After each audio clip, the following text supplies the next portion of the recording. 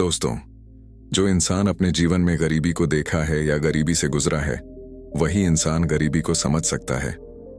अमीर इंसान क्या समझे किसी गरीब इंसान का दर्द। आज मैं आपको एक छोटी सी कहानी सुनाऊंगा जिसमें एक इंसान अपनी गरीबी को कैसे दूर करता है। आज की कहानी बहुत ही रोचक होने वाली है, इसलिए आप सभी से निवेदन है कि इसे पूरा सुनिए। और अगर आप मेरे चैनल पर नए हैं तो चैनल को सब्सक्राइब कर लीजिएगा। बहुत समय पहले की बात है। दक्षिण भारत के एक छोटे से नगर में रामू नाम का एक युवक रहता था। रामू का जीवन कठिनाइयों से भरा था। दिन रात मेहनत करने के बावजूद उसकी स्थिति में कोई बदलाव नहीं आता था। वह सुबह से लेकर शाम तक खेतों में काम करता, लेकिन उसकी मजदूरी इतनी कम होती कि घर का खर्च भी मुश्किल से चलता। हर रोज रामू सोचता कि उसकी गरीबी आखिर कब खत्म होगी। नगर के लोग भी उसकी स्थिति से वाकिफ थे। सभी उसके मेहनत स्वभाव की सराहना करते, परंतु कोई उसकी मदद करने में सक्षम नहीं था। नगर में अक्सर लोग कहते कि रामू इतनी मेहनत करता है, फिर भी उसकी स्थिति में सुधार क्यों नहीं आता। रामू यह सुनकर सिर्फ मुस्कुरा देता, लेकिन उसके मन में चिंता और निराशा गहरी होती जा रही थी। एक दिन नगर में एक महान संत का आगमन हुआ। यह खबर फैल गई कि संत अपने ज्ञान से लोगों की समस्याओं का हल करते हैं। कहा जाता था कि संत के पास जीवन के सभी प्रश्नों के उत्तर हैं। रामू ने यह सुनकर सोचा कि शायद संत उसकी गरीबी दूर करने का कोई उपाय बता सके। अगले दिन वह संत से मिलने उनके आश्रम की ओर चल पड़ा, जो नगर के बाहर एक पहाड़ी पर स्थित था। वहां पहुंचते ही रामू ने देखा कि संत ध्यान मग्न बैठे हैं। उसने उन्हें प्रणाम किया और अपने जीवन की सारी कठिनाइयों को उनके समक्ष रख दिया। रामू ने कहा, गुरुजी, मैं दिन रात मेहनत करता हूं, फिर भी मेरे जीवन में कोई सुधार नहीं आता। मेरी गरीबी कब दूर होगी? संत ने अपनी आंखें खोली और मुस्कुराते हुए बोले, बेटा, तुम्हारी गरीबी केवल धन की कमी नहीं, बल्कि मानसिकता की भी कमी है। यदि तुम वास्तव में अपनी गरीबी से मुक्ति पाना चाहते हो तो तुम्हें 3 चुनौतियों का सामना करना होगा। रामू ने जिज्ञासा से पूछा, गुरुजी, यह 3 चुनौतियां क्या हैं? संत ने गंभीरता से उत्तर दिया, पहली चुनौती यह है कि तुम नगर के सबसे जरूरतमंद व्यक्ति की सहायता करो। दूसरी चुनौती है कि तुम्हें सच्ची उदारता का एक उदाहरण खोजना होगा। और तीसरी, जो सबसे कठिन है, यह है कि खुद को ऐसी स्थिति में रखो जहां तुम्हारे पास कोई साधन ना हो और फिर वहां से सब कुछ हासिल करो। रामू को यह चुनौतियां कठिन और असंभव सी लगीं, पर उसने दृढ़ निश्चय के साथ कहा, गुरुजी, मैं आपकी हर चुनौती को स्वीकार करता हूं। संत ने मुस्कुराते हुए कहा, अच्छा, पहले तुम्हें एक कथा सुनाता हूं जो तुम्हें यह समझने में मदद करेगी कि गरीबी का असली कारण क्या होता है। बहुत समय पहले एक सुल्तानपुर नगर में सेठ नाम का एक व्यक्ति रहता था। उसके पास असीम धन दौलत, महल जैसी हवेली और अनगिनत नौकर चाकर थे, लेकिन सेठ को अपने धन का बहुत अहंकार था।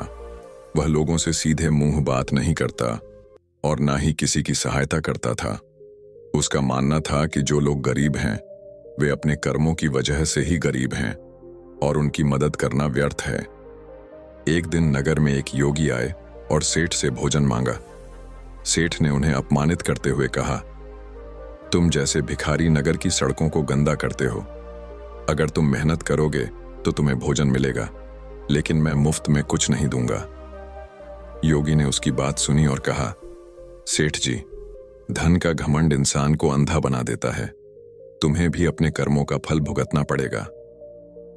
कुछ वर्षों बाद सेठ के सभी कारोबार में घाटा होने लगा। उसकी संपत्ति घटने लगी और उसके नौकर चाकर उसे छोड़कर चले गए। अंततः वह स्वयं भी गरीब हो गया और उसी नगर की सड़कों पर भटकता हुआ भीख मांगने लगा, जहां कभी उसने योगी का अपमान किया था। गुरु संत ने रामू से कहा, इस कहानी से यह समझा जा सकता है कि गरीबी का एक कारण हमारे कर्म भी होते हैं। यदि हम अपने धन या स्थिति का घमंड करते हैं और उसका गलत उपयोग करते हैं तो उसका परिणाम हमें भुगतना पड़ता है। गरीबी केवल आर्थिक कमी नहीं, यह हमारी सोच और दूसरों के प्रति हमारे व्यवहार से भी जुड़ी होती है। रामू ने यह कहानी ध्यान से सुनी और सोच में पड़ गया। उसने सोचा, क्या मेरी गरीबी का कारण भी मेरी सोच या मेरे कर्म हो सकते हैं?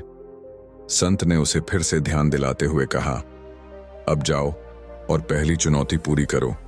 किसी गरीब व्यक्ति की मदद करो और वापस आओ। रामू अब नगर के सबसे गरीब व्यक्ति की तलाश में निकला। कुछ ही दिनों में उसने देखा कि एक बूढ़ी कमजोर मां अपनी झोपड़ी के बाहर बहुत ही बुरी स्थिति में बैठी थी। उसके पास खाने को कुछ भी नहीं था और वह बीमार भी लग रही थी। रामू सोच में पड़ गया कि उसकी मदद कैसे करें, जब उसके पास खुद के लिए भी कुछ नहीं था। वह अपने घर गया और अपनी मां से सलाह ली। मां ने कहा, बेटा, मदद के लिए धन की जरूरत नहीं होती।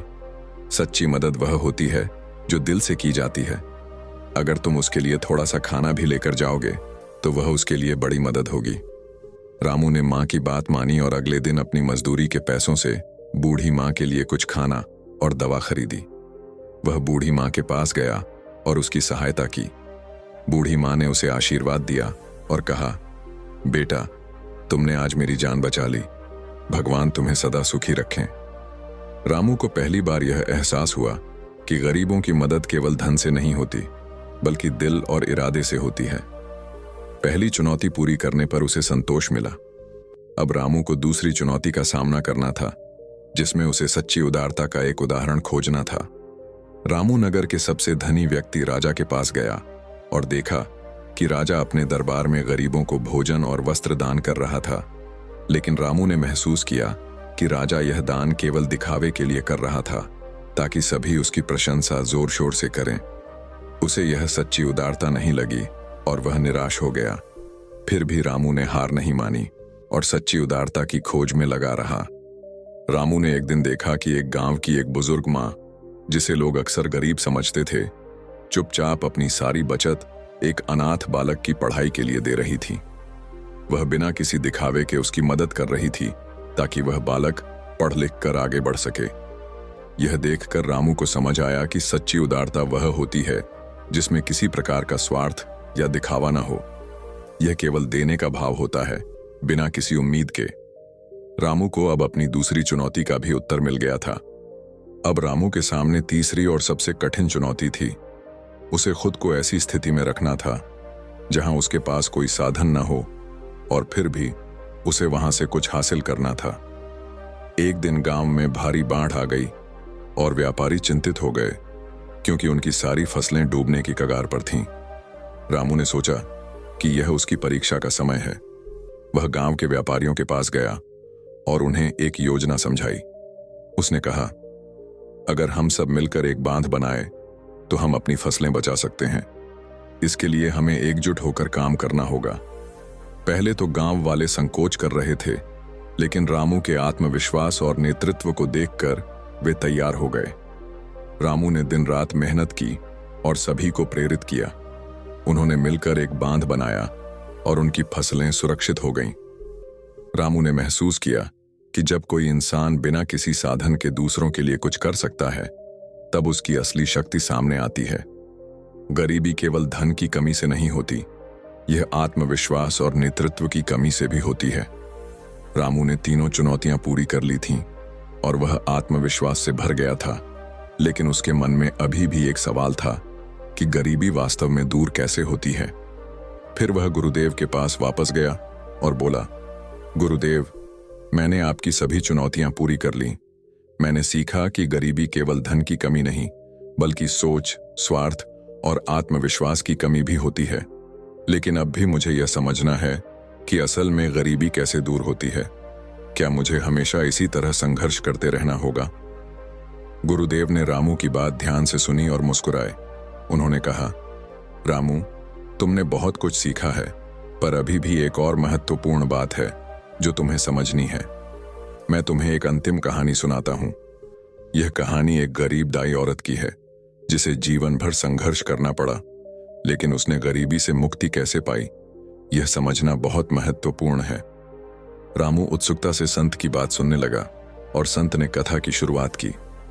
बहुत समय पहले एक छोटे से नगर में मीरा नाम की एक दाई रहती थी। उसका जीवन कठिन था और वह बेहद गरीब थी। उसके पास ना कोई जमीन थी, न घर और ना ही परिवार। मीरा एक छोटी सी झोपड़ी में रहती थी, जो कभी भी गिर सकती थी। वह दिन भर मेहनत करती, लोगों के घरों में काम करती, लेकिन उसे बस इतना ही मिल पाता था कि वह 2 वक्त की रोटी जुटा सके। नगर के लोग मीरा को देखकर कहते, यह दाई तो जीवन भर गरीब ही रहेगी, इसे कुछ करने का कोई लाभ नहीं है। लेकिन मीरा ने कभी हार नहीं मानी।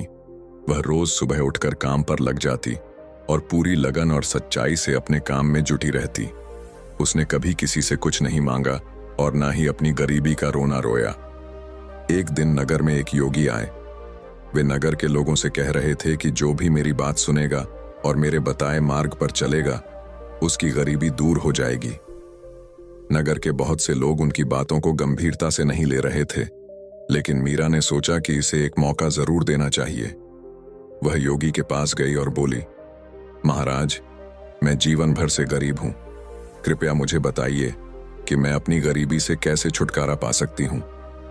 योगी ने उसकी ओर देखा और मुस्कुराते हुए कहा, तुम्हारी गरीबी का कारण तुम्हारा भाग्य नहीं, बल्कि तुम्हारा दृष्टिकोण है।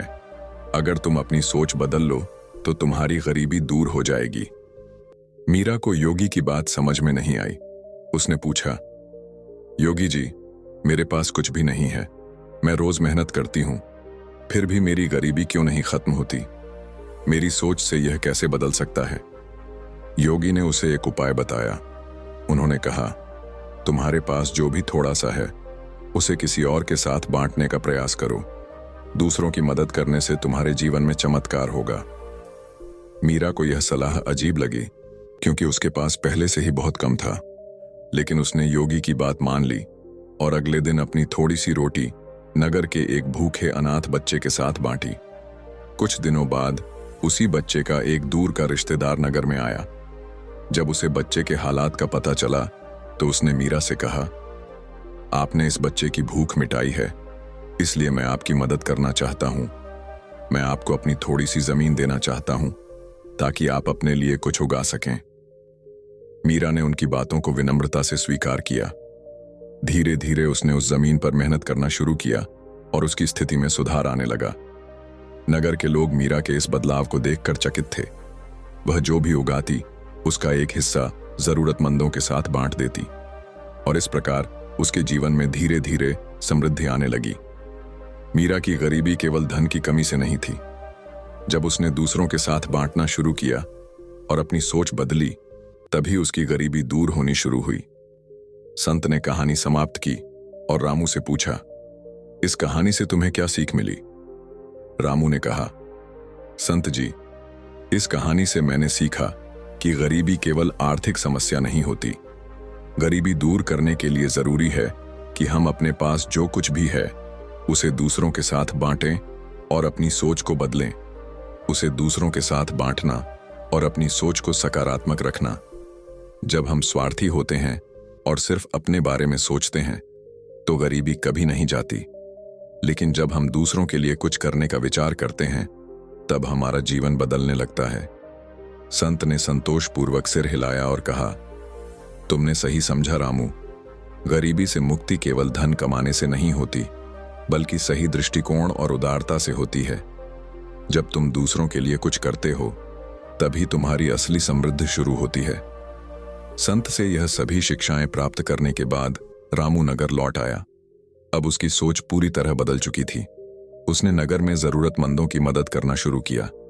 वह जो भी कमाता, उसका एक हिस्सा गरीबों के साथ साझा करता और नगर के लोगों को साथ मिलाकर कई नए प्रकल्प शुरू किए। उसकी उदारता और परिश्रम को देखकर नगर वाले उसका सम्मान करने लगे। धीरे धीरे रामू के जीवन में आर्थिक समृद्धि भी आने लगी, लेकिन अब वह अपनी समृद्धि का घमंड नहीं करता था। उसने अपनी सफलता का उपयोग नगर की भलाई के लिए किया। रामू की गरीबी वास्तव में तभी दूर हुई जब उसने अपनी मानसिकता को बदल दिया। अब वह न केवल आर्थिक रूप से संपन्न था, बल्कि मानसिक और भावनात्मक रूप से भी धनी हो गया था। दोस्तों, इस कहानी से हमें यह महत्वपूर्ण शिक्षा मिलती है कि गरीबी का असली कारण केवल धन की कमी नहीं, बल्कि हमारी सोच और दृष्टिकोण की कमी है। कई बार हम यह सोचते हैं कि यदि हमारे पास अधिक धन होता तो हमारी जिंदगी बेहतर होती, लेकिन असल में गरीबी हमारी मानसिकता और दृष्टिकोण का परिणाम होती है। जब हम अपनी सोच को सकारात्मक बनाते हैं, दूसरों के साथ अपनी खुशियां और संसाधन बांटते हैं और बिना किसी स्वार्थ के मदद करते हैं, तो जीवन में असली समृद्धि आती है। मीरा की कहानी यह बताती है कि जीवन में संघर्ष तो सभी करते हैं, लेकिन सफलता तब मिलती है जब हम दूसरों के लिए कुछ करने की सोच रखते हैं और अपना अहंकार छोड़कर दीनहीन की मदद करने के लिए आगे बढ़ते हैं। उसकी स्थिति में बदलाव तभी आया जब उसने अपनी सोच बदलकर अपने पास के थोड़े से संसाधन भी दूसरों के साथ बांटने की शुरुआत की। इसी तरह रामू ने भी अपनी मानसिकता बदलने के बाद ही सच्ची समृद्धि हासिल की। एक व्यक्ति जब अपनी सोच में परिवर्तन करता है और दूसरों की भलाई के लिए काम करता है, तब वह केवल आर्थिक रूप से ही नहीं बल्कि मानसिक और भावनात्मक रूप से भी समृद्ध बनता है। इस प्रकार असली गरीबी केवल धन की कमी से नहीं बल्कि सकारात्मक दृष्टिकोण की कमी से होती है। दोस्तों, यह कहानी आप सभी को कैसी लगी? कमेंट करके अवश्य बताएं। अगर अच्छी लगी हो तो लाइक, शेयर करके चैनल को सब्सक्राइब करना ना भूलें। मिलते हैं नेक्स्ट वीडियो में। धन्यवाद।